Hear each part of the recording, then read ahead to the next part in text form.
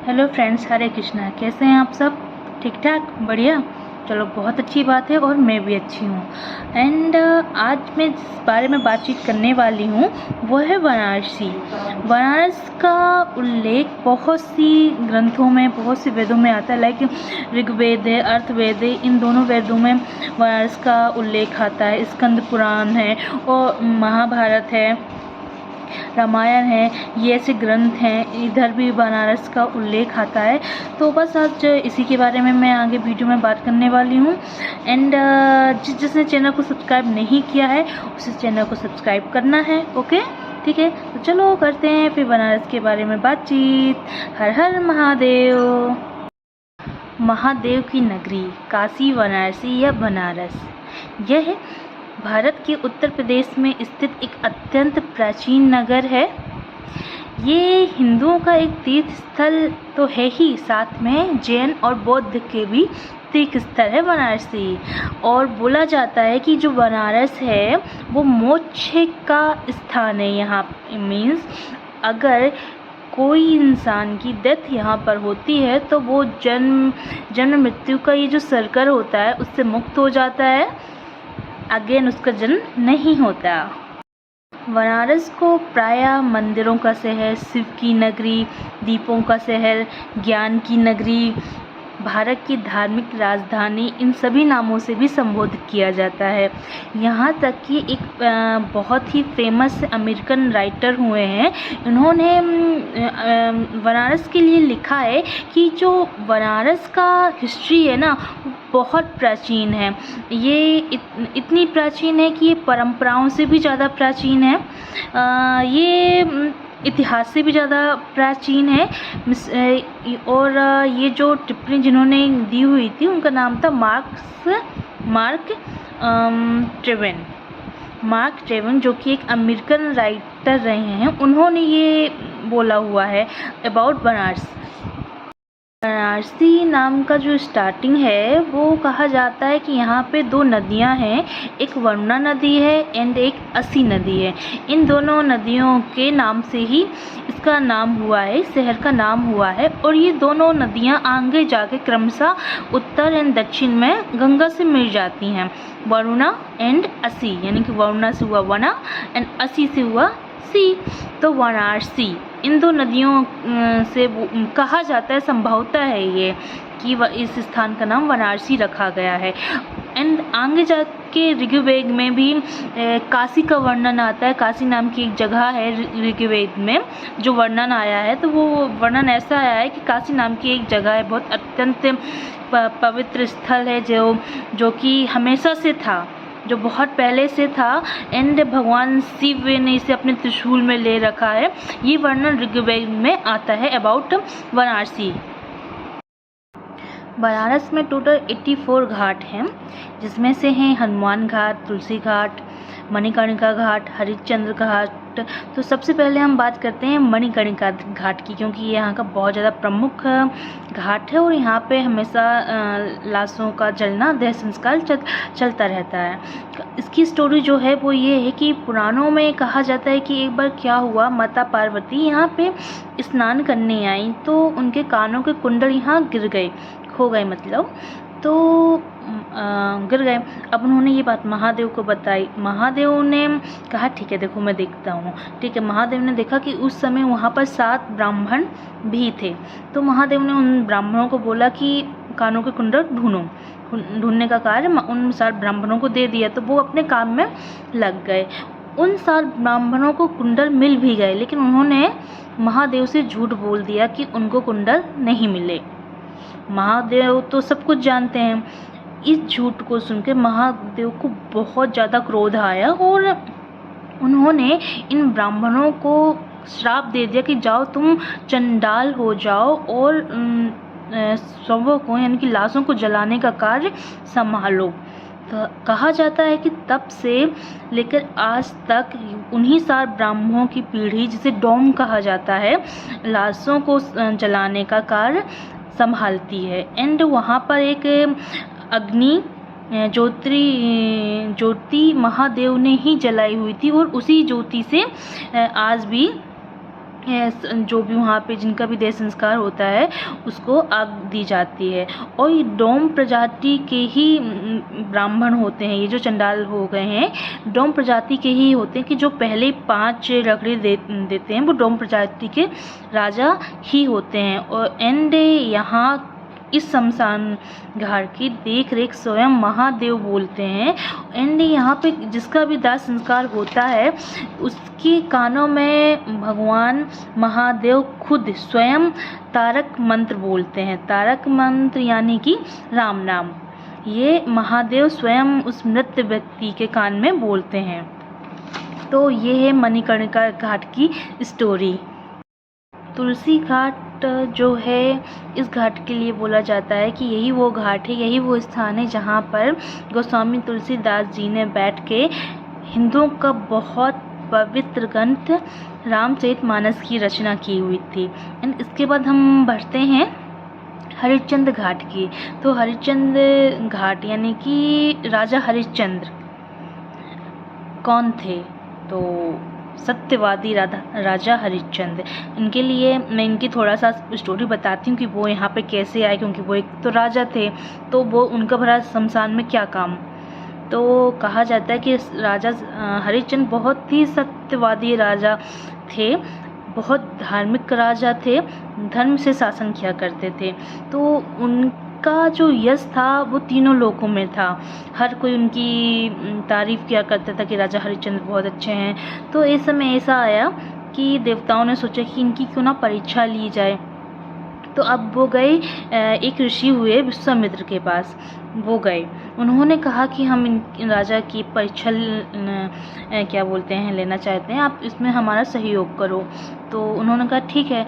अब जब रात्रि हुई तो विश्वामित्र राजा हरिश्चंद्र के सपनों में आए और उनसे कहा कि आप मुझे अपना राजपाट दान दे दें। तो राजा हरिश्चंद्र ने सपनों में अपने राजपाट को दान दे दिया। ठीक है। अब जब सुबह उठे तो राजा हरिश्चंद्र ने देखा कि उनके राज में विश्वामित्र जो ऋषि हैं वो आए हुए हैं। तो वो उनका बहुत वेलकम करते हैं, उनसे उनका भोजन वगैरह सब कराते हैं। बाद में उनसे बोलते हैं कि बताइए मुनि जी, मैं आपकी किस प्रकार से सेवा कर सकता हूँ।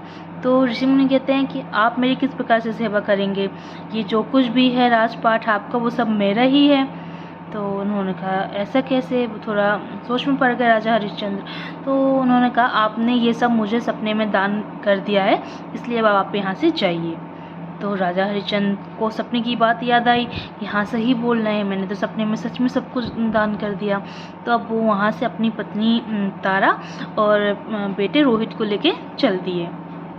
अब चले, अब उनके पास कुछ था नहीं, खाने के लिए कुछ नहीं, ना पैसे ना खाने आने के लिए। तो आगे चलते चलते उन्होंने पहले क्या किया, अपने वाइफ को क्या बोलते हैं सेल किया। तो उनकी वाइफ को एक ब्राह्मण ने लिया अपने घर में काम वाम करने के लिए, और बेटे को छोड़ के, मतलब बेटा और वाइफ को उन्होंने एक ब्राह्मण के यहाँ रखा कि काम वाम करेंगे वहाँ पे। अब रानी बेचारी लेकिन क्या करें, परीक्षा की करिए, राजा को नहीं पता। राजा आगे चढ़े तो उन्हें कहीं पर कोई काम नहीं मिले। तो उनको एक चंडाल ने काम किया, जो इस चंडाल पहले यहीं पे काम करता था इस घाट पे। तो उन्होंने ये काम दिया कि ठीक है तुम यहीं पे काम कर लो, लेकिन बिना किसी से पैसा लिए तुम किसी का कोई काम नहीं करोगे। राजा हरिश्चंद्र ने कहा ठीक है। अब थोड़ा समय निकला बात इधर आते हैं हम, क्या बोलते हैं, जो रानी थी उनके पास आते हैं। तो एक बार क्या हुआ, जो उनके पुत्र थे रोहित वो खेल रहे थे तो उसको सांप ने काट लिया। तो अब मूर्छित हो गए, उसके बाद उनकी डेथ भी हो गई। तो रानी तारा उनको लेके पहुंची हरिश्चंद्र के पास कि उनका दाह संस्कार करने के लिए वो पहुंची कि अब क्या करें, अब तो बेटा बचा नहीं। तो वो घाट में पहुंची इनका दाह संस्कार करने के लिए। तो घाट में उन्होंने देखा राजा हरिश्चंद्र ही थे। तो उन्होंने कहा कि मुझे अपने पुत्र का दाह संस्कार करना है। तो उन्होंने कहा ठीक है आप पैसे दो, कि पैसे तो मेरे पास नहीं है, तो फिर मैं नहीं करने दूंगा, बिना पैसे के तो मैं नहीं करने दूंगा। तो उन्होंने अब वो थोड़ा सा वो ही किया, आप ही का तो पुत्र है, आप ऐसी कैसे बातें कर रहे हो, कि नहीं मेरे काम है, मुझे मेरे मालिक को ही साथ देना होता है, ऐसे करके उन्होंने बोला। बट वो रेडी नहीं हुए फ्री में काम करने के लिए। अब जब तारा एकदम थक गई कि अब वो क्या करें, तो उन्होंने अपनी साड़ी का एक पल्लू लिया, फाड़ा और उसको उठाया और वो घर में दिया कि अब तो ठीक है, अब तुम आप इसका दाह संस्कार करो। और जब उन्होंने ये किया तो उसी टाइम पे बोलते हैं कि वहाँ पे देवता प्रकट हो गए, उन्होंने प्रणाम किया, वहाँ पे ऋषि भी आ गए, विश्वामित्र, उन्होंने भी राजा की ये जो धर्म से चलने का काम था उसको बहुत अप्रिशिएट किया, उसको प्रणाम किया और कहा कि आप वाकई में बहुत महान राजा हैं, आप कभी झूठ नहीं बोलते, हम सब मिलके आपकी परीक्षा ले रहे थे जिसमें आप सफल हुए और देखा कि रोहित जो उनका बेटा था वो भी जिंदा था। मतलब उन्होंने एक माया रची हुई थी, रोहित तो रियल में कुछ नहीं हुआ था, जस्ट वो माया एक रची थी। तो इस तरीके से ये राजा हरिश्चंद्र के नाम पर इस घाट का नाम पड़ा, हरिश्चंद्र घाट। तो अब बात करते हैं मंदिरों की, क्योंकि बनारस को मंदिरों का शहर भी बोला जाता है। यहाँ पर जो मंदिर है काशी विश्वनाथ, उसका निर्माण 1780 ईस्वी में इंदौर की रानी अहिल्याबाई होलकर ने करवाया था। ये 12 ज्योतिर्लिंगों में से एक है, वह इसका जो स्थान आता है 12 ज्योतिर्लिंगों में से वो 7वां आता है। इस ज्योतिर्लिंग में शक्ति शिव और शक्ति दोनों ही विराजमान हैं। इसकी गर्भगृह में, इस मंदिर के गर्भगृह में 36 किलो सोना लगा हुआ है। एंड ये जो शिवलिंग है इसका जो ऊंचाई है वो 6 सेंटीमीटर है। काशी में ही स्थित एक और मंदिर है जिसे काशी करवट मंदिर बोलते हैं। इसे the leaning temple of Banaras भी बोला जाता है। क्योंकि ये टेढ़ा है, जी हाँ। और कहा जाता है, इस मंदिर के लिए कहा जाता है कि अहिल्याबाई जो कि इंदौर की रानी थी, उनकी सर्वेंट थी रत्नाबाई, उन्होंने इस मंदिर का निर्माण करवाया था उनका, और वो अपने ही नाम पर इस मंदिर का नाम रखना चाहती थी और इसे कहते भी हैं रत्नेश्वर महादेव। इसमें जो महादेव विराजमान है उन्हें रत्नेश्वर महादेव के नाम से जाना जाता है। ये मंदिर 6 महीने गंगा जल के नीचे रहता है, वह 6 महीने अपने दर्शन देता है। आगे बढ़ते हैं हम कार भैरव मंदिर की ओर। इसे यानी कि जो कार भैरव हुए हैं उनको महादेव ने ही प्रकट किया है, उनके अंश अवतार आप मान सकते हो, महादेव के अंश अवतार हैं कार भैरव। इनका जो रंग है वो कोयले से भी ज़्यादा डार्क है, इनका वाहन कुत्ता है एंड ये बनारस के कोतवाल कहलाते हैं। बनारस में ही एक और प्रसिद्ध मंदिर है जिसे सिद्धेश्वरी मंदिर बोला जाता है। सिद्धेश्वरी मंदिर व चंद्रकूट ये पूरा नाम है इस मंदिर का। कहा जाता है कि इस मंदिर का निर्माण बहुत ज़्यादा प्राचीन है, ये बहुत टाइम पहले से था। वहाँ के पुजारी जो हैं वो बोलते हैं कि जब कुछ भी नहीं था तब भी ये मंदिर था यहाँ पे। एंड वहाँ पे जो मूर्ति प्रकट हुई है वो स्वयं मूर्ति है, यानी कि स्वयं प्रकट हुई है, किसी ने बनाई नहीं है उस मूर्ति को। और वहाँ पे जो शिवलिंग है वो भी स्वयं शिवलिंग है, स्वयं ही बने हुए हैं। इस मंदिर के लिए बोला जाता है कि वहाँ पे जो कूप है, कुआं, अगर उसमें कोई इंसान देखता है और उसे अपनी परछाई नहीं दिखती है तो 6 मंथ में उसकी डेथ हो जाती है। मतलब 6 मंथ में कुछ ऐसा होगा कि उसकी डेथ हो जाएगी अगर उसे अपनी शैडो उस कूप में नहीं दिखती है।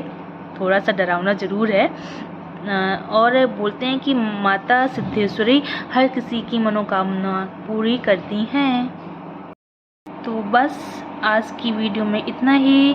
उम्मीद करती हूँ कि आपको वीडियो पसंद आई होगी। अगर आपको कोई नॉलेज मिली है तो अप्रिशिएट करना ना भूलें।